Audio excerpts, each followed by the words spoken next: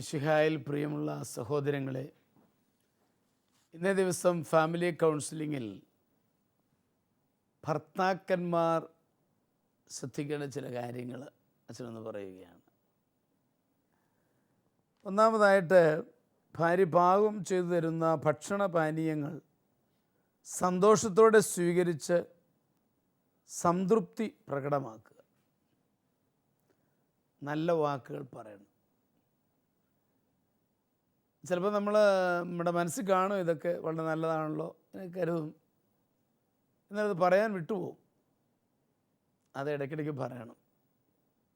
സന്തോഷം പ്രകടമാക്കുക. ആവിഷ്കരിക്കാത്ത സ്നേഹം വന്ധ്യമാണെന്ന് പറയാറുണ്ടല്ലോ. അതുകൊണ്ട് അതൊരാവശ്യമാണ്. മനഃപൂർവ്വം അത് ഓർത്ത് ഒന്ന് പറയണം എന്നാണ് എനിക്ക് പറയാനുള്ളത്. രണ്ടാമത്, മറ്റുള്ളവരുടെ സാന്നിധ്യത്തിൽ ഭാര്യയെപ്പറ്റി അഭിമാനത്തോടെ മതിപ്പോടെ മാത്രം സംസാരിക്കും. കുറവുകളില്ലാത്തവരാരും ഈ ലോകത്തിൽ കാണുകയില്ല. എങ്കിലും മറ്റുള്ളവരുടെ സാന്നിധ്യത്തിൽ നമ്മൾ അത് പറയാതെ അഭിമാനത്തോടു കൂടി സന്തോഷത്തോടു കൂടി അത് പറയാനുള്ള ഒരു തീരുമാനമെടുക്കണം. മൂന്നാമത്, കുറേ സമയമെങ്കിലും ഭാര്യയും കുട്ടികളുമൊത്ത് എന്നും ചെലവഴിക്കുക. പ്രാർത്ഥന, ഭക്ഷണം, പള്ളിപ്പോക്ക്, വിനോദം മുതലായവയാണ് ഞാൻ ഉദ്ദേശിക്കുന്നത്. യോഹന്നാൻ സുവിശേഷം 13:34-35 സ്നേഹത്തിൻ്റെ കൽപ്പന ജീവിക്കാൻ നമ്മളോട് പറയുകയാണ്. ആ സ്നേഹത്തിൻ്റെ കൽപ്പന ജീവിക്കേണ്ടത് പ്രായോഗികമായിട്ടിങ്ങനെയൊക്കെയാണ്. അപ്പോൾ അതിനെനിക്ക് സമയമില്ല, ഞാൻ വളരെ തിരക്കിട്ട് പൊയ്ക്കൊണ്ടിരിക്കുകയാണ് എന്ന് കരുതരുത് എന്നാണ് എനിക്ക് പറയാനുള്ളത്. നാലാമത്, മനസ്സിനിണങ്ങിയ ഹോബികളിൽ ഭാര്യയുമായി സഹകരിച്ച് പ്രവർത്തിക്കുക. ഉദാഹരണമായിട്ട് സ്റ്റാമ്പ് കളക്ഷൻ. ഒരു വീട്ടിൽ ഭർത്താവിന് വലിയ താല്പര്യമാണ്, ഭാര്യ അതിനോട് ചേർന്ന് രണ്ടുപേരും കൂടെ ആ കാര്യത്തിൽ ഇൻവോൾവാണ്. മറ്റു ചിലർക്ക് തോട്ടം ഭംഗിയാക്കുന്നതായിരിക്കാം. നിങ്ങൾക്ക് ചിന്തിക്കാം ഏതാണ് ഏറ്റവും നല്ലതെന്ന്. അത് നല്ലതാണ്, മനസ്സിന് സന്തോഷം പകരുന്നതാണ്. അഞ്ചാമത്, എന്നും ചെയ്യേണ്ട കാര്യങ്ങൾ ഒന്നിച്ചിരുന്ന് ആലോചിച്ച് തീരുമാനിക്കുക. അഭിപ്രായ വ്യത്യാസം പറഞ്ഞ് തീർക്കുക. അത് കുട്ടികൾ കേൾക്കാതെ ചെയ്യണം. ഏതെങ്കിലും ഒരു കാര്യത്തെപ്പറ്റി ഉണ്ടെങ്കിൽ തലേദിവസം നമുക്ക് ഷെയറിങ്ങിൻ്റെ സമയത്ത് പറയാം, നാളെ ഇന്ന കാര്യങ്ങളാണ് ചെയ്യാൻ പോകുന്നത്. അഭിപ്രായ വ്യത്യാസം ഉണ്ടെങ്കിൽ ഭാര്യ പറയട്ടെ, ഭർത്താവ് പറയട്ടെ, കുഴപ്പമൊന്നുമില്ല. അത് അവിടെ കൊണ്ട് തീരണം. പിന്നെ കുട്ടികൾ കേൾക്കെ ഒരു ചർച്ചയോ അഭിപ്രായ വ്യത്യാസമോ ഉണ്ടാകാതിരിക്കാൻ ശ്രദ്ധിക്കുക.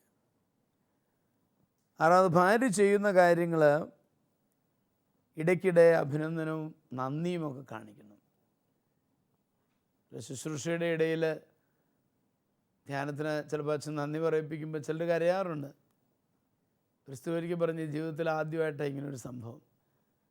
ആ ഭർത്താവിന് നന്ദി ഇല്ലാഞ്ഞിട്ടൊന്നുമല്ല, എനിക്കറിയാം, നന്ദിയുണ്ട്. പക്ഷെ അത് ഹൃദയത്തിൽ സൂക്ഷിക്കുന്നു, പറയാൻ വിട്ടുപോകുന്നു. ഇതൊക്കെയാണ്. അതൊന്ന് പ്രകടിപ്പിക്കണം. ഏഴാമത്, കുടുംബത്തിലെ എല്ലാ കാര്യങ്ങളിലും ഭാര്യയുടെ പങ്കാളിത്തം ഉറപ്പാക്കുക.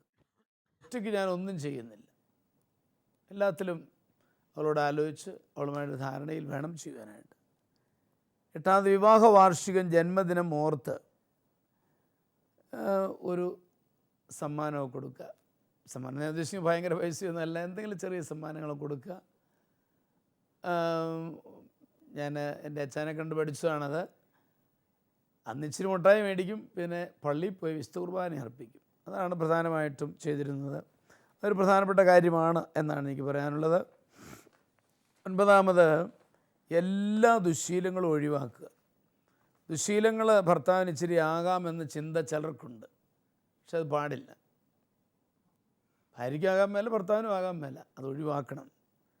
പത്താമത്, പ്രായമാകുന്ന കുട്ടികളെ ജീവിതാംശത്തിൽ പ്രവേശിപ്പിക്കുവാൻ ആവശ്യമായത് നമ്മൾ ചെയ്യണം. അതാണ് ഈ 10 കാര്യങ്ങൾ ഞാൻ ഭർത്താക്കന്മാരെ അനുസ്മരിപ്പിച്ചുകൊണ്ട് ഇന്നത്തെ എഴുത്തുകളിലേക്ക് കടക്കുകയാണ്.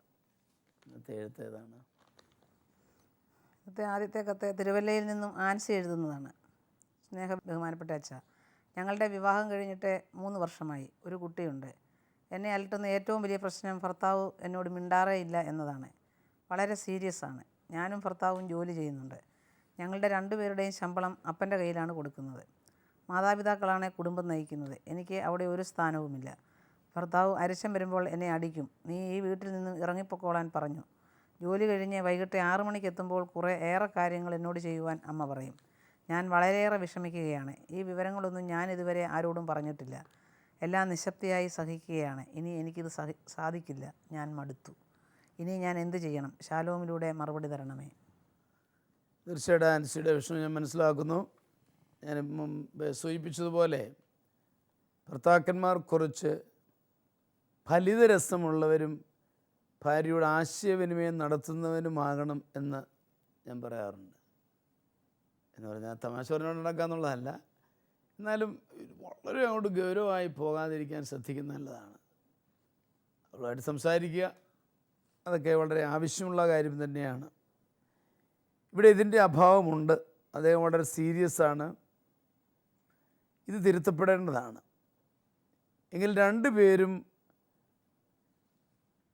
അപ്പൻ്റെ കയ്യിൽ ശമ്പളം കൊടുക്കുന്ന ആ പാരമ്പര്യം കാത്തു സൂക്ഷിക്കുന്നതിൽ സന്തോഷമാണ്. ഭർത്താവ് ഭാര്യയെ അടിക്കുന്നത് ഒരിക്കലും ശരിയല്ല. ഞാൻ പലപ്പോഴും പറയാറുണ്ട്, ഈക്വൽസ് ആണ്. ഈക്വൽസ് ഒരിക്കലും അങ്ങനെ ചെയ്യുകയില്ലല്ലോ. അത് അവളുടെ കൂടെ വീടാണ് എന്ന് മനസ്സിലാക്കുക. ആൻസി തീർച്ചയായിട്ടും നിശബ്ദമായിട്ടെല്ലാം സഹിച്ചത് ഓർത്ത് ഞാൻ ദൈവത്തിന് നന്ദി പറയുകയാണ്. ഇവിടെ ഭർത്താക്കന്മാർ ഒരു കാര്യം ഓർക്കേണ്ടത്, സ്ത്രീയെ സ്നേഹിച്ചു കഴിഞ്ഞാൽ അവർ കുടുംബത്തിന് വേണ്ടി എന്തും ചെയ്യും. അതൊരു മാസ്മര ശക്തിയാണ്. ഞാൻ നെഗറ്റീവായിട്ട് പറയല്ലോ, പക്ഷെ അത് മുതലെടുക്കണമെന്ന് ഞാൻ പറയുന്നത്. അവളെ സ്നേഹിച്ചു കഴിയുമ്പോൾ അവളത് എന്ത് ത്യാഗം വേണേലും കുടുംബാംഗങ്ങൾക്ക് വേണ്ടി എടുക്കാൻ തയ്യാറാണ്. അതാണ് ഒരു സ്ത്രീ. അതുകൊണ്ട് ആ സ്നേഹത്തിന് നിറവ് പ്രകാശിപ്പിച്ച് അവർക്ക് ബോധ്യം കൊടുക്കണം എന്നുള്ളതാണ് ഞാൻ പറഞ്ഞു വരുന്നത്. ആൻസി ഭർത്താവ് മിണ്ടിയില്ലെങ്കിലും ആൻസിയോട് എനിക്ക് പറയാനുള്ളത്, അങ്ങോട്ട് കയറി സംസാരിക്കണം. ആൻസി അങ്ങ് നിരാശപ്പെട്ട് പിന്തിരിയേണ്ട ആവശ്യമൊന്നുമില്ല. ചിലപ്പോൾ അങ്ങനെയുള്ള ഒരു സ്വഭാവമാണോ എന്ന് നമുക്കറിയില്ല. അതുകൊണ്ടാണ് ഞാനത് സൂചിപ്പിച്ചത്. വൈകിട്ട് ബെഡ്റൂമിൽ ചെല്ലുന്ന സമയം ഒന്ന് ഫിക്സ് ചെയ്യുക. അത്രയൊക്കെ ധാരണ ഉണ്ടാക്കാൻ പറ്റും. എന്നിട്ട് നിങ്ങൾ ഷെയർ ചെയ്യണം. അദ്ദേഹം ഒന്നും പറയുന്നില്ലെങ്കിൽ ആൻസിക്ക് പറയാനുള്ളതെല്ലാം അങ്ങോട്ട് പറയുക. പിന്നെ ചോദിക്കണം, പിന്നെ എന്നാ ചേട്ടൻ എന്നാ അല്ല അച്ഛൻ എന്നാ പറയാനുള്ളത്. ചോദിച്ച് കുത്തി വേണമെങ്കിൽ പുറത്തെടുക്കണം. അങ്ങനെ പറയിപ്പിക്കാം. നന്നായിട്ട് നമ്മൾ ശ്രദ്ധയോടെ കേൾക്കുകയാണെങ്കിൽ പല പുരുഷന്മാരും പറയും. അത് നന്നായിട്ട് കേൾക്കണം എന്നാണ് എനിക്ക് പറയാനുള്ളത്. അതിനുശേഷം ഒന്നിച്ചിരുന്നൊന്ന് പ്രാർത്ഥിക്കുക. സ്നേഹവിനിമയം അത് വളരെ ആവശ്യമാണ്. ഞാനിവിടെ തോബിത്ത് 8:4 ഓർമ്മിപ്പിക്കുകയാണ്. അവർ ബെഡ്റൂമിൽ കയറിയിരുന്ന് തോബിത്തും സാറായും കൂടെ പ്രാർത്ഥിച്ച പ്രാർത്ഥന നല്ല മനോഹരമായ പ്രാർത്ഥനയാണ്. ദമ്പതികളുടെ പ്രാർത്ഥനയാണ്. നിങ്ങൾക്ക് അതിനെ എടുത്ത് പ്രാർത്ഥിക്കാം, അല്ലെങ്കിൽ നിങ്ങളുടേതായ വാക്കുകളിലൂടെ പ്രാർത്ഥിക്കുക. പ്രാർത്ഥന കഴിഞ്ഞിട്ട് ആൻസി പ്രേരിപ്പിച്ചാണെങ്കിലും കുഴപ്പമൊന്നുമില്ല. രണ്ടുപേരും കൂടെ കണ്ണിൽ നോക്കി 1 മിനിറ്റ് ഇരിക്കുക. ആ വ്യക്തിയെ ഉൾക്കൊള്ളുകയാണ്. സ്നേഹവിനിമയം നടത്തണം എന്ന് ഞാൻ പറയുകയാണ്. ഇനിയും തീർച്ചയായിട്ടും മാറ്റം വരാൻ നമ്മൾ പ്രതീക്ഷയോടെ വേണം മുന്നോട്ട് പോകാൻ. നിരാശപ്പെടേണ്ട ആവശ്യമില്ല. ഞാനൊരു മാരേജ് കൗൺസിലിങ്ങിന് പോകുന്നത് നല്ലതാണെന്ന് റെക്കമെൻഡ് ചെയ്യുകയാണ്. നമ്മുടെ അടുത്തുള്ള ഒരു മാരേജ് കൗൺസിലിംഗ് സെൻറ്ററിൽ പോവുക. 1 കൊരിന്തോസ് 11:11 പറയാണ്, കർത്താവിൽ പുരുഷനും സ്ത്രീയും ആശ്രയിച്ചാണ് നിലകൊള്ളുന്നത് എന്നോർക്കുക. തളരാതെ പ്രാർത്ഥനയിലൂടെ സ്നേഹത്തിലൂടെ ഭർത്താവിനെ നേടണം എന്നതാണ് എനിക്ക് പറയാനുള്ളത്. നിമ്മി എന്ത് പറയുന്നതിനെ പറ്റി? ഞാനും പറയുന്നത് സ്നേഹം പ്രകടിപ്പിക്കണം. സ്നേഹം പ്രകാശനത്തിൻ്റെ ഉരകല്ലാണ് സേവനം. അപ്പം ഇവൾ കൂടുതൽ സേവിച്ചും സ്നേഹിച്ചും പോയാൽ വളരെ മാറ്റം വരുന്നത്. സീരിയസ് ആയിട്ടുള്ള ആളായിരിക്കും. ഓരോരുത്തർക്കും ഓരോ വ്യക്തിത്വം ഉണ്ടല്ലോ. അവരുടെ വ്യക്തിത്വത്തിൻ്റെ ഒരു ഭാഗമായിരിക്കും സീരിയസ്നെസ്. ആ സീരിയസ്നെസ്സൊക്കെ കുറേ കഴിയുമ്പോൾ മാറ്റിയെടുക്കാം. സ്നേഹം കൊടുത്താൽ മതി. അപ്പോൾ സ്നേഹമില്ലാത്ത ആളാണെന്നൊന്നും പറയുന്നില്ല, പക്ഷേ മിണ്ടാറില്ല, അല്ലെങ്കിൽ സീരിയസ് ആണ്, അതുകൊണ്ടൊക്കെയാണ്. പിന്നെ അവിടെ ഒരു സ്ഥാനവും ഇല്ല. മാതാപിതാക്കൾക്ക് ശമ്പളം കൊടുക്കുന്നു, അപ്പോൾ അവർ തന്നെയാണ് ഇതൊക്കെ കൈകാര്യം ചെയ്യുന്നത്. അതുകൊണ്ട് ഇവിടെ സ്ഥാനമില്ല. എന്നാണ് അവൾ പറയുന്നത്. രണ്ടുപേരും ജോലി ചെയ്യുന്നുണ്ട്, രണ്ടുപേരുടെയും ശമ്പളം അവരുടെ കയ്യിൽ പോകുന്നു. ഇവർക്ക് ചിലപ്പം എന്തെങ്കിലും മേടിക്കാനോ ഒക്കെ അവരുടെ ആശ്രയത്തിൽ ചെല്ലണമായിരിക്കും. അതുകൊണ്ടൊക്കെ അവൾക്കൊരു ബുദ്ധിമുട്ട് കാണും. അപ്പം എങ്ങനെയാണേലും മാതാപിതാക്കളെയും ഭർത്താവിനെയും ഒക്കെ സ്നേഹിച്ച് മുന്നോട്ട് പോയാൽ, ഒരു കുട്ടിയുണ്ട്, ആ കുട്ടിയെയും ഒക്കെ നല്ല രീതിയിൽ സ്നേഹിച്ച് പോവുകയും ആ വീട്ടിൽ വേണ്ടുന്ന കാര്യങ്ങളിൽ അവരെ സഹായിക്കുകയൊക്കെ ചെയ്യുമ്പോൾ അവർക്ക് ഭർത്താവിനെയും നേടാം, മാതാപിതാക്കളെ നേടാം. മാതാപിതാക്കളെ സ്നേഹിക്കുന്നതനുസരിച്ച് പ്രായമായ മാതാപിതാക്കളാണെങ്കിൽ അവർക്ക് കൂടുതൽ സ്നേഹവും അവർക്ക് വേണ്ടുന്ന കാര്യങ്ങളെല്ലാം ചെയ്തു കൊടുക്കുകയൊക്കെ ചെയ്യുമ്പോൾ തന്നെ അവർ എത്ര പറഞ്ഞാലും അവർ മകളെ സ്നേഹിക്കാതിരിക്കത്തില്ല. അവർക്ക് തീരെ വയ്യാതിരിക്കും എന്തായാലും പറയും, ഇവൾ ഇല്ലായിരുന്നെങ്കിൽ, അല്ലെങ്കിൽ എൻ്റെ ഈ മകൾ ഉണ്ടായിരുന്നത് കൊണ്ടാണ് ഞങ്ങൾ എന്നാൽ അവർ പറയാതിരിക്കത്തില്ല. അത്രയ്ക്കും അതാണ് പറഞ്ഞത്, ഉരകൽ സ്നേഹപ്രകാശനത്തിന് ഉരകല്ലാണ് സേവനം എന്ന് പറയും. അപ്പോൾ ഇവരെ സേവിക്കുകയൊക്കെ ചെയ്യുമ്പം തന്നെ അതിനകത്ത് വളരെ മാറ്റമുണ്ടാകും. പിന്നെ സ്നേഹം കൊടുത്ത് ഭർത്താവിനെ കുറച്ചുകൂടെ ടോക്കറ്റീവൊക്കെ ആക്കാൻ പറ്റും. അതുപോലെ മാതാപിതാക്കളെയും കൂടെ സ്നേഹമെന്ന് പറയുന്നത് കൈമാറാനും പങ്കുവയ്ക്കാനും ഉള്ളതാണല്ലോ. അതിനുവേണ്ടിയല്ലേ കുടുംബത്തെ ദൈവം സൃഷ്ടിച്ചത് തന്നെ. അപ്പം സ്നേഹത്തിൻ്റെ ദൈവത്തിൻ്റെ ഛായയിലും സാദൃശ്യത്തിലുമാണ് നമ്മളെ സൃഷ്ടിച്ചിരിക്കുന്നത്. അപ്പം ഭർത്താവിനും ഇത് ദൈവത്തിൻ്റെ പ്രതിച്ഛായയിലുള്ള മകളാണോ, അല്ലെങ്കിൽ ഭാര്യയ്ക്കും എനിക്കായിട്ട് ദൈവം തന്നതാണോ, അങ്ങനെ വിചാരിച്ചുകൊണ്ട് ബോധ്യത്തോടു കൂടി ഭർത്താവിനെ സ്വീകരിക്കുകയും സ്നേഹിക്കുകയും ചെയ്യുക. അങ്ങനെ മാതാപിതാക്കളെയും സ്നേഹിക്കുക. എന്ന് പറയുന്നു ഇതിനകത്ത് ഒരു കൊച്ചു പിള്ളേരാണ്, കല്യാണം കഴിഞ്ഞിട്ട് 3 വർഷമേ ആയുള്ളെന്നാണ് പറഞ്ഞത് അല്ലേ. അപ്പം പിള്ളേരാ ഒത്തിരി ആയിട്ടില്ലല്ലോ. അപ്പോൾ അവർ ഈ കാലഘട്ടത്തിൽ മാതാപിതാക്കളിൽ ശമ്പളം കൊടുത്ത് അവർ ചെലവഴിക്കപ്പെടുന്നതിനകത്ത് ഒരപാകതയില്ല. അതൊരു നല്ല കീഴ്വഴക്കമായിട്ടാണ് എനിക്ക് തോന്നുന്നത്. അച്ഛൻ പറഞ്ഞ് ഞാനൊന്നും അടിവരയിട്ട് പറയുക, നിങ്ങൾ പ്രായമായി വരുമ്പോഴും ഇത് തന്നെ സംഭവിക്കുമ്പോൾ നിങ്ങൾക്കുണ്ടാകുന്ന ഒരു ആത്മസംതൃപ്തി വലുതായിരിക്കും. നിങ്ങളുടെ മക്കൾ ഇപ്പോൾ ഒരു കൊച്ചങ്ങാണ്ടേ ഉള്ളൂ അല്ലേ, ഇനി അത് കഴിഞ്ഞ് കുഞ്ഞുങ്ങളൊക്കെ ഉണ്ടായി, പിള്ളേരൊക്കെ ജോലി ചെയ്ത് അപ്പൻ്റെയും അമ്മയുടെയും കൂടെ തന്നു, അവരത് ചിലവഴിച്ചു, ബാക്കി അവരേതായാലും ദുർവ്യയം ചെയ്യത്തില്ല പൈസ. അവർ മക്കൾക്ക് വേണ്ടി സമ്പാദിക്കുന്നവരാണ് മാതാപിതാക്കളെല്ലാം തന്നെ. അപ്പോൾ അത് കൊടുക്കുന്നതിനകത്തൊരു അപാകതയായിട്ട് അതിനെ കാണണ്ട. 2, എനിക്ക് വീട്ടിലൊരു സ്ഥാനവുമില്ല എന്നൊരു തോന്നൽ മോളത് എടുത്ത് കളയണം മനസ്സിൽ നിന്ന്. ഞാൻ ഈ വീട്ടിലെ പാർട്ടാണ്, എൻ്റെ അപ്പനും അമ്മയും എൻ്റെ ഭർത്താവും, ഞാൻ ഈ ഭർത്താവിൻ്റെ ജീവിത പങ്കാളിയാണെന്നുള്ള ഒരു ബോധ്യം, ആ മനുഷ്യനെ പോലെ തന്നെ എനിക്കിവിടെ സ്ഥാനമുണ്ട്. ഈ ബോധ്യം നമ്മുടെ മനസ്സിലുണ്ടെങ്കിൽ അതനുസരിച്ച് നമ്മുടെ പ്രവൃത്തികളിൽ വ്യത്യാസം വരും. അപ്പം തന്നെ കുടുംബത്തിൽ മാറ്റം വരുമെന്നാണ് ഞാൻ പ്രതീക്ഷിക്കുന്നത്. എനിക്കിവിടെ ഒന്നും ഇല്ല എന്ന് തോന്നിയിട്ട് ചെയ്ത് കഴിയുമ്പോൾ നമ്മളൊരു വേലക്കാരെ പോലെ അങ്ങ് ചെയ്തു പോകും. അതേസമയം ഞാൻ എൻ്റെ വീടാണ്, ഇതെല്ലാം ചെയ്യേണ്ടത് എൻ്റെ കടമയാണെന്നുള്ളൊരു ബോധ്യം നമുക്ക് വന്നു കഴിഞ്ഞാൽ കുറേ കൂടെ മാറ്റം ഉണ്ടാക്കിയെടുക്കാൻ പറ്റും. ഈ മനസ്സിൻ്റെ അവസ്ഥ അതിലെ പോരായ്മകൾ ജീവിതത്തെ പ്രതിഫലിപ്പിക്കും. നീ ഇവിടുന്ന് ഇറങ്ങിപ്പൊക്കോ എന്നൊക്കെ ഭർത്താവ് പറഞ്ഞിട്ടുണ്ടെന്നുള്ളത് വേദനാജനകമാണ്. തീർച്ചയായിട്ടും അത് ഒരരിശത്തിന് പറയുന്ന ഒരു വാക്കെന്നുള്ളതിനപ്പുറത്തോട്ട് അതിനെ ഗൗരവമായിട്ട് എടുക്കാതിരിക്കുക, സാരമില്ല. പിന്നെ ഇവരുടെ ഷെയറിങ് അച്ഛൻ പറഞ്ഞതുപോലെ ഞാൻ ഒന്നുകൂടെ അടിവരയിട്ട് പറയാം, ഇനി പറയാൻ നിങ്ങൾക്ക് പറ്റുന്നില്ലെങ്കിൽ ഒരു പേപ്പറിൽ ഒരു പ്രേമലേഖനം എഴുതി പുള്ളിക്കാരനെഴുതി, ഞാൻ ഇന്നതാ, എന്നെ എന്തിനാ ഇങ്ങനെ എന്ന് ഒരു 1, 2, 3 പ്രാവശ്യം കൊണ്ട് എഴുതി കൊടുത്തു കഴിഞ്ഞാൽ ഇവൻ പോയിരുന്നു വായിക്കും. വായിച്ച് കഴിയുമ്പോഴത്തേക്ക് അവന് അവളെപ്പറ്റി ഒരു ബോധ്യമാണ്, എൻ്റെ ജീവിത പങ്കാളി, എൻ്റെ മോള, എൻ്റെ കൊച്ച, എൻ്റെതാ, ആ ഒരു ഫീലിംഗ് കിട്ടത്തക്ക രീതിയിൽ ആ ഒരു ഇടപെടലുകളിലേക്ക് നമ്മൾ പോകാതെ നമ്മൾ ചുരുങ്ങി കൂടിയാൽ ഇത് 2 പേരുടെയും ഇടയിൽ ആ വിടവുണ്ടാവും.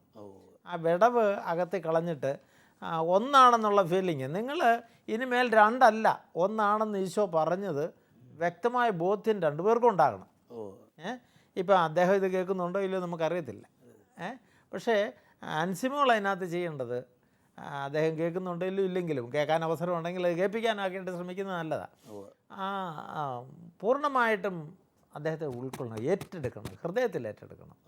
ഏറ്റെടുത്തുകൊണ്ട് ആ ഹൃദയത്തുടിപ്പോടെ അദ്ദേഹത്തെ സ്നേഹിക്കണം. എന്നെ അവിടെ മിണ്ടാത്ത മനുഷ്യനാ, എന്നോട് ഇഷ്ടമില്ലാത്ത മനുഷ്യനാ എന്നൊക്കെ മനസ്സിൽ തോന്നിപ്പോയാൽ ആൻസിമോളുടെ പ്രവർത്തികളിലും അതുപോലെ ഫീൽ ചെയ്യും. എന്നെ സ്നേഹിക്കുന്നവനാ. കൂടുതൽ ബോധ്യത്തോടു കൂടി പോസിറ്റീവായിട്ട് എടുത്ത് സ്നേഹത്തിൻ്റെ നിറവ് കൊടുത്ത് നീങ്ങണം. യെസ്. എന്നുള്ളതാണ് ടോംസൺ പ്രത്യേകമായിട്ടും പറഞ്ഞ ഒരു പ്രധാനപ്പെട്ട കാര്യം. നല്ലതാണ്. ഇനി പറയാൻ ബുദ്ധിമുട്ടുള്ളവർ എഴുതി ഒന്ന് കൊടുക്കുക. അത് പ്രയോജനം ചെയ്യും, അവനത് വായിക്കും. അത് നമുക്ക് ചിന്തിക്കാവുന്നതാണ്. വളരെ നല്ലൊരു കാര്യമാണ്. തീർച്ചയായിട്ടും ഞങ്ങൾ എല്ലാവരും ആൻസിക്ക് വേണ്ടി, കുടുംബത്തിന് വേണ്ടി പ്രാർത്ഥിക്കുന്നതാണ്. അടുത്ത കത്ത് വായിച്ചത്. വാഴൂരിൽ നിന്നും ദിവ്യയാണ് ഈ കത്തെഴുതുന്നത്. പ്രിയ അച്ഛ, എൻ്റെ ഭർത്താവിൻ്റെ പേര് ജെറോം എന്നാണ്. ഭർത്താവ് എന്നെ ചിലപ്പോൾ അടിക്കും. ഉള്ളിൽ സ്നേഹമുണ്ടെങ്കിലും പുറമേ ഒട്ടും പ്രദർശിപ്പിക്കുകയില്ല. ഈ സാഹചര്യത്തിൽ ഞാൻ ചില തെറ്റുകൾ ചെയ്തു. മൊബൈൽ ഫോണിലൂടെ 2 പേരെ വിളിച്ച് ചാറ്റ് ചെയ്തു. അതിലൂടെ എനിക്ക് സന്തോഷം ലഭിച്ചു. ആ പ്രവൃത്തി തെറ്റാണെന്ന് എനിക്ക് ബോധ്യമുണ്ട്. ഞാൻ അതിൽ നിന്നും പൂർണ്ണമായി പിന്തിരിഞ്ഞു. ഇനി ഒരിക്കലും ഞാൻ ആ തെറ്റ് ചെയ്യുകയില്ല. പക്ഷേ എനിക്ക് ഭർത്താവിൻ്റെ സ്നേഹം അത്യാവശ്യമാണ്. ഞങ്ങൾ തമ്മിൽ ഷെയറിംഗ് ഇല്ല. ഞാൻ കോളേജിൽ പഠിച്ചിരുന്ന കാലത്തെ ചില പ്രേമങ്ങൾ ഉണ്ടായിരുന്നു. അതെല്ലാം ഞാൻ ചേട്ടനോട് തുറന്നു പറയുകയും ചെയ്തു. ഇപ്പോൾ എനിക്ക് അങ്ങനെയുള്ള യാതൊരു ബന്ധവുമില്ല. എനിക്ക് ചേട്ടൻ്റെ സ്നേഹം അനുഭവപ്പെടുന്നില്ല. ചേട്ടൻ നന്നായി മദ്യപിക്കും. അച്ചായനോട് ഭർത്താവിന് വൈരാഗ്യമുണ്ട്. അച്ചായനും മദ്യപിക്കുമായിരുന്നു. ഇപ്പോൾ അസുഖം കാരണം മദ്യപിക്കില്ല. ഞങ്ങളുടെ കുടുംബജീവിതം സന്തോഷപ്രദമാക്കാൻ ആവശ്യമായ മാർഗനിർദ്ദേശങ്ങൾ നൽകാമോ? തീർച്ചയായിട്ടും ഞാൻ ദിവ്യയുടെ പ്രശ്നങ്ങൾ മനസ്സിലാക്കുന്നു. ഭർത്താവ് ഭാര്യയെ അടിക്കുന്നത് ഒരിക്കലും ശരിയല്ല എന്ന് വീണ്ടും ഞാൻ എടുത്തു പറയുകയാണ്. ഇങ്ങനെ ഭർത്താവിനുള്ളിൽ സ്നേഹമുണ്ടെന്ന് ദിവ്യയ്ക്ക് മനസ്സിലായത് വലിയ കാര്യമാണ്. സ്നേഹമുണ്ട് എന്നുള്ളത് ദിവ്യയ്ക്ക് ബോധ്യമായത് എനിക്ക് സന്തോഷപ്രദമാണ്. ചിലർ അങ്ങനെയാണ്, കാര്യമായിട്ടൊന്നും പ്രകാശിപ്പിക്കുകയില്ല. ചിലരുടെ രീതിയാണ്. ഏതായാലും മകൾ ചെയ്ത് തെറ്റ് മകൾ മനസ്സിലാക്കി അനുദപിച്ചതിൽ വലിയ സന്തോഷമുണ്ട്. എനിക്കൊരു ചെറിയ അല്പം കൂടെ കടത്തി പറയാനുള്ളത്, എല്ലാം ആയിരിക്കുന്ന അവസ്ഥയിൽ ഏറ്റുപറഞ്ഞ് ദിവ്യ ഒരു നല്ല കുമ്പസാരം നടത്തുന്നു. അത് നമുക്കുള്ള ഇനി ചെയ്യല എന്നുള്ളത് വളരെ നല്ലതാണ്. അതോടൊപ്പം ഒരു കുമ്പസാരം നടത്തുമ്പോൾ ഒരിക്കലും പാപം ചെയ്തിട്ടില്ലാത്ത അവസ്ഥയിൽ ദൈവം നമ്മളെ രൂപപ്പെടുത്തുകയാണ്. അതുകൊണ്ട് അത് ഞാൻ പ്രത്യേകമായിട്ട് എടുത്തു പറയുകയാണ്. അത് ഒത്തിരി വിമോചനം നമുക്ക് തന്നെ നൽകുന്നതാണ്. ഇനിയും എനിക്ക് പറയാനുള്ളത്, ഭർത്താവിൻ്റെ സ്നേഹം കിട്ടാൻ ദിവ്യ തന്നെ മുൻകൈ എടുക്കണം. അങ്ങനെ ഞാൻ പറയാൻ കാരണം, ദിവ്യ സ്നേഹം കൈമാറാൻ മിടുക്കുകയാണെന്ന് എനിക്ക് മനസ്സിലായി, കത്തിലൂടെ പിടികിട്ടിയതാണ്. അപ്പോൾ അതുകൊണ്ട് ദിവ്യയ്ക്ക് അതിനുള്ള ഇനിഷ്യേറ്റീവ് ഉണ്ട്. ഒന്നും പതറി നിൽക്കേണ്ട ആവശ്യമില്ല. ഞാനൊരു നിർദ്ദേശം വയ്ക്കാൻ പോവുകയാണ്. 2 പേര് കൂടെ ഒന്നിച്ചാണ് കിടക്കുന്നതെന്ന് ഞാൻ അങ്ങോട്ട് കരുതുകയാണ്. അല്ലെന്ന് പറഞ്ഞിട്ടില്ല, ഞാനങ്ങനെ കരുതുകയാണ്. എഴുന്നേറ്റാലുടനെ ദിവ്യ ജെറോമിന് ഒരു ഉമ്മ കൊടുത്ത്, അല്ല എഴുന്നേൽപ്പിക്കൊന്നും വേണ്ട, ഒരു ഉമ്മ കൊടുത്ത്, ദൈവമേ, അങ്ങ് എനിക്ക് തന്ന അവർണ്ണനീയമായ ദാനത്തിന് നിനക്ക് നന്ദി എന്ന് ഹൃദയത്തിൽ പറയണം. ഹൃദയത്തിൽ പറഞ്ഞാൽ അയാൾ കേൾക്കുമോ? അയാൾ കേൾക്കത്തില്ല, പക്ഷെ അയാൾ സെൻസ് ചെയ്തോളൂ. നമ്മൾ ആരും കേൾക്കാൻ വേണ്ടി പറയുന്നതല്ല, നമ്മുടെ ഹൃദയത്തിൽ അത് ചെയ്യണം. എല്ലാ ദിവസവും ചെയ്യണം എന്ന് ഞാൻ പറയുകയാണ്. എന്നും വൈകിട്ട് ഷെയറിങ് ആവശ്യമാണ്. തീർച്ചയായിട്ടും ഞാൻ ഈ കഴിഞ്ഞ കത്തിൽ സൂചിപ്പിച്ചതുപോലെ വൈകിട്ടുള്ള ഷെയറിങ്ങും പ്രാർത്ഥനയും നിങ്ങളും നിർബന്ധമായിട്ടും ചെയ്യണം. സ്നേഹത്തോടെ നിർബന്ധിച്ചാൽ അത് അദ്ദേഹം ചെയ്യും എന്നാണ് ഞാൻ വിചാരിക്കുന്നത്. ഉള്ളിൽ സ്നേഹമുള്ളത് കൊണ്ട് ജെറോം അത് സമ്മതിക്കുമെന്ന് എനിക്ക് ഒരു ചിന്തയാണുള്ളത്. ഉള്ളിൽ സ്നേഹമുണ്ടെന്ന് ദിവ്യ തന്നെ പറയുന്നുണ്ട്. ജെറോം അത് സമ്മതിക്കും. കുടിച്ചു വരുമ്പം പറ്റുകയില്ല, സംബന്ധിച്ച് മദ്യപാനം ഉണ്ടെന്ന് സൂചിപ്പിച്ചല്ലോ. എങ്കിലും പതുക്കെ അതിൽ നിന്ന് മാറ്റിയെടുക്കുവാനായിട്ട് നമുക്ക് പരിശ്രമിക്കാം. മദ്യപാനം ഒരു പ്രശ്നമാണ് ഇവിടെ. മദ്യപാനം പാപമാണെന്ന് ബൈബിളിൽ 64 പ്രാവശ്യം പറഞ്ഞിട്ടുണ്ട്. ജെറോം ഇത് കേൾക്കുന്നുണ്ടോ എന്ന് എനിക്ക് അറിഞ്ഞുകൂടെങ്കിലും ഞാൻ സൂചിപ്പിക്കുകയാണ്. റോമ 13:13 പറയുന്ന പോലെ ഇത് അന്ധകാരത്തിൻ്റെ പ്രവൃത്തിയാണ്. ഇരുട്ടിനെ നമ്മുടെ വീട്ടിൽ കയറ്റണ്ട, അതൊഴിവാക്കണം. ഗലാത്യ 5:21 ഇത് ചെയ്താൽ സ്വർഗരാജ്യമില്ല എന്ന് തന്നെയാണ് പൗലോസ്ലീഹ പറഞ്ഞു വെച്ചിരിക്കുന്നത്. ഇത് ഉപേക്ഷിക്കാനായിട്ട് ജെറോമിനെ ദിവ്യ പ്രേരിപ്പിക്കണം. സ്നേഹം കൊണ്ട് ജെറോമിനെ നേടണം, അതാണ് എനിക്ക് പറയാനുള്ളത്. ആവശ്യമാണെങ്കിൽ 2 പേരും കൂടെ പറ്റുമെങ്കിൽ, സ്നേഹത്തോടെ പ്രേരിപ്പിച്ചാൽ പറ്റുമെന്ന് തോന്നുന്നു, 2 പേരും കൂടെ ഒരു ധ്യാനത്തിന് പോകുന്നത് വളരെ നല്ലതാണ് എല്ലാ കാര്യങ്ങളും ഒന്ന് ക്രമീകരിക്കുവാനായിട്ട് സഹായിക്കും. ഇങ്ങനെ ജെറോമിനെ ഈശോയ്ക്കായിട്ട് ദിവ്യ നേടിയെടുക്കണം. ദിവ്യ എന്നെ കേൾക്കുന്നുണ്ടെങ്കിൽ ദിവ്യയ്ക്ക് അയാളെ മാറ്റാൻ സാധിക്കും. അതുകൊണ്ടാണ് ദിവ്യയുടെ കൈകളിലേക്ക് ഈ ജെറോമിനെ നൽകിയത്. ദൈവം നൽകിയതാണ്. സ്വീകരിക്കുക, സ്നേഹിക്കുക, അങ്ങനെ മാറ്റിയെടുക്കുക. 1 പത്രോസ് 3:1-2 വാക്യങ്ങൾ ഞാൻ വീണ്ടും ഓർപ്പിക്കുകയാണ്. പെരുമാറ്റം വഴി അവനെ നേടുവാനായിട്ട് അങ്ങേയറ്റം ശ്രമിക്കുക. ഇതാണ് എനിക്ക് പറയാനുള്ളത്. ടോമിഷൻ എന്ന് പറയുന്നു. അകത്തെ ഈ മദ്യപാനം അപ്പനും ഉണ്ടായിരുന്നു. അതിൻ്റെ പിന്തുടർച്ചയായിട്ട് മോനും ഉണ്ട്. മദ്യപാനം ഒരു അടിമത്തമാണ്. അത് ഒന്ന്. ഇത് മദ്യപാനം ഒരു രോഗമാണ്. അത് തലമുറകളിലേക്ക് ഹെറിഡിറ്ററിയാണ്. അപ്പം ഒരു പക്ഷേ എങ്കിലേ അപ്പനുണ്ടായിരുന്നത് മകനും കിട്ടി. ഇനിയിപ്പം മകള് അതൊരു പ്രശ്നമാണ് അവരുടെ ജീവിതത്തിൽ വരുന്നത്. അപ്പോൾ അതിൽ നിന്ന് പിന്തിരിപ്പിക്കാനായിട്ടുള്ള ശക്തമായ ശ്രമം ദിവ്യയുടെ ഭാഗത്തുനിന്ന് ഉണ്ടാകണം. അതിനെ പ്രധാനമായിട്ടും നന്നായിട്ട് പ്രാർത്ഥിക്കണം.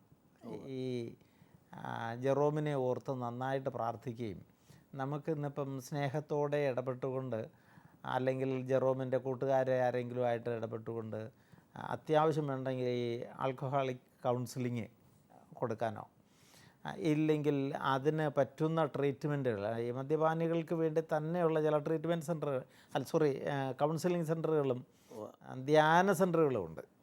ഇവിടെ എവിടെയെങ്കിലുമൊക്കെ പോയി അവരെ രക്ഷപ്പെടുത്താൻ നോക്കുക. നിർവാഹമില്ലെങ്കിൽ ട്രീറ്റ്മെൻറ്റിലേക്ക് പോകുന്നതുകൊണ്ടും ദോഷമൊന്നുമില്ല. പോയി മദ്യത്തിൽ നിന്ന് ഒഴിവാക്കിയെടുക്കാൻ ശ്രമിക്കണം. അത് അടിയന്തരമായിട്ട് കുടുംബത്തിൻ്റെ സുരക്ഷിതത്വത്തിനും ഭാവിയുടെ നന്മയ്ക്കും ആവശ്യമാണ്. അടുത്ത തലമുറകളിലേക്ക് ഇനി ഇത് കൊടുക്കാതിരിക്കണം. അടുത്ത തലമുറയ്ക്ക് അത് കൊടുക്കാതിരിക്കാൻ തക്കവണ്ണം ദിവ്യ ഇടപെട്ടാലേ പറ്റത്തുള്ളൂ. കാരണം മദ്യപിക്കുന്ന ഒരുത്തനവൻ ചെയ്യുന്ന തെറ്റാണെന്നുള്ള ബോധ്യമില്ല. അതുകൊണ്ട് തന്നെയാണ് അതിലേക്ക് കടന്നു പോകുന്നത്.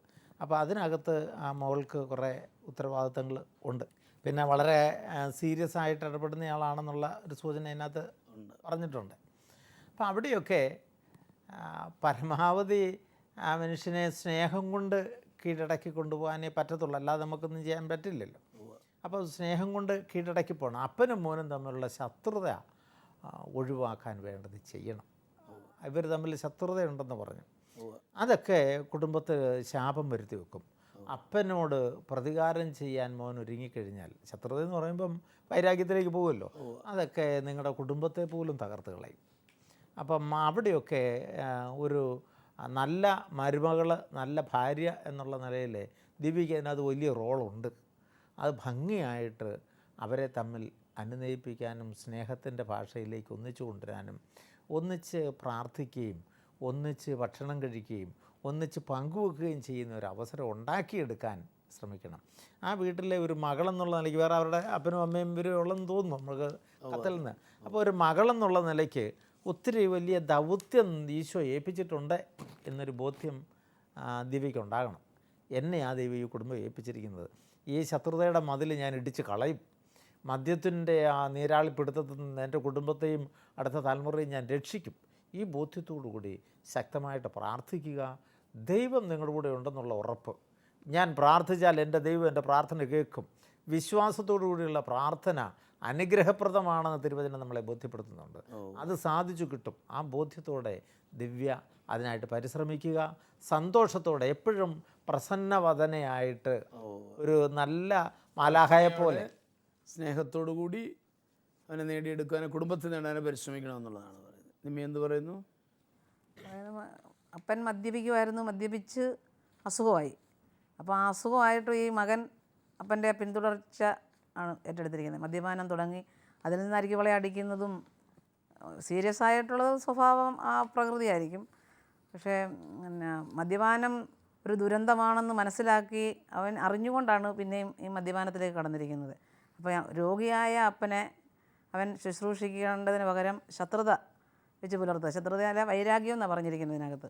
അപ്പം മദ്യപാനമാണ് ശത്രുത, കലഹം, ഇതെല്ലാം മദ്യപാനത്തിൽ നിന്ന് വരുന്നത്. അപ്പോൾ അപ്പനോട് വൈരാഗ്യം വന്നു. അപ്പോൾ ആ ശത്രുതയൊക്കെ നീക്കിക്കളയാതെ അവരുടെ കുടുംബത്തിൽ ഉണ്ടായിരിക്കുന്ന ഈ ഒരു വിഷമസന്ധിയിൽ നിന്നും വിടുതൽ പ്രാപിക്കാൻ പറ്റത്തില്ല. അപ്പോൾ അവർ ആദ്യമേ ഈ അപ്പനോടുള്ള ശത്രുതയും വൈരാഗ്യമൊക്കെ മാറ്റാനായിട്ട് പ്രത്യേകം പ്രാർത്ഥിക്കുക. അതിന് ഈ ദിവ്യയ്ക്കാണ് പ്രധാന പങ്ക്. അവളതിന് പ്രത്യേകം ഇവരെ രണ്ടുപേരെയും സമർപ്പിച്ച് പ്രാർത്ഥിക്കുക. ഭർത്താവിനോട് നല്ല സ്നേഹമായിട്ട് ഇടപെടുക, സ്നേഹം പ്രകടിപ്പിക്കുക. 15% മാത്രമേ വാക്കുകളിലൂടെ പ്രകടിപ്പിക്കാൻ ആശയവിനിമയം നടത്താൻ പറ്റുള്ളൂ. ബാക്കി 85% നോട്ടവും ഇടപെടലുകളിലും കൂടെയൊക്കെയല്ലേ പറ്റുന്നത്.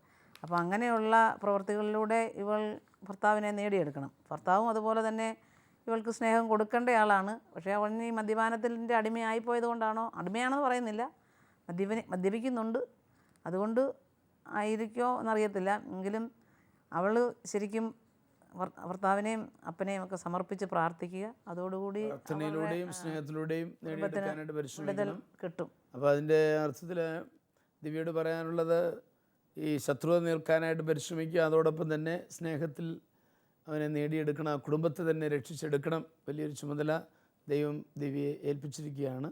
ഞങ്ങൾ പ്രാർത്ഥിക്കാം. നമുക്ക് ഈ കുടുംബത്തെ സമർപ്പിച്ച് പ്രാർത്ഥിക്കാം.